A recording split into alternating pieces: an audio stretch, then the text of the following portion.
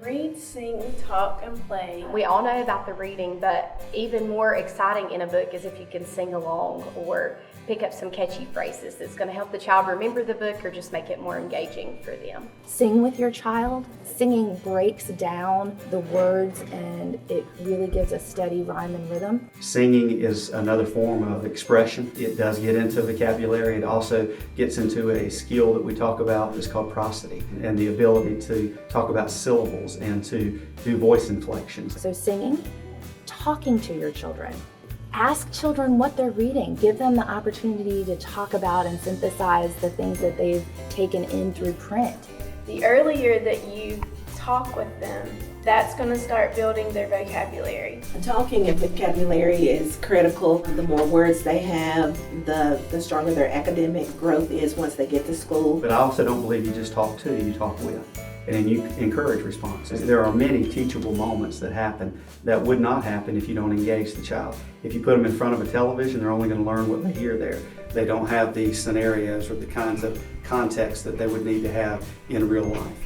So when you're reading a book, you may come across a word that's new to the child. You can talk to them about what the word means. One of the great things about the Dolly books is that in the inside flap of the Dolly book, it gives the caregiver, the teacher, ways to use that book with the child. So they give them questions to ask the child. You play as a natural activity.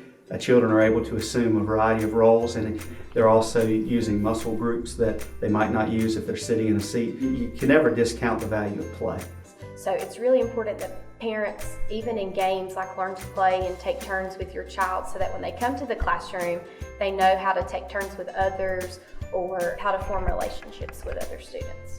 It's an exploration opportunity for them to be as well-rounded and developed as they possibly can. Allow your child to explore the worlds that they're discovering in their books and act it out with you. Be the fireman you just read about. Pretend you're on a train when they're in the shopping cart. When they play, they're reinforcing those things that they're learning about when they read, and they make it a part of their identity. Reading to your child and having books available to your child in your home makes them more empathetic, makes them critical thinkers. It develops their narrative skill. It really creates that love of learning and reading that's going to get them excited to go to school every single day.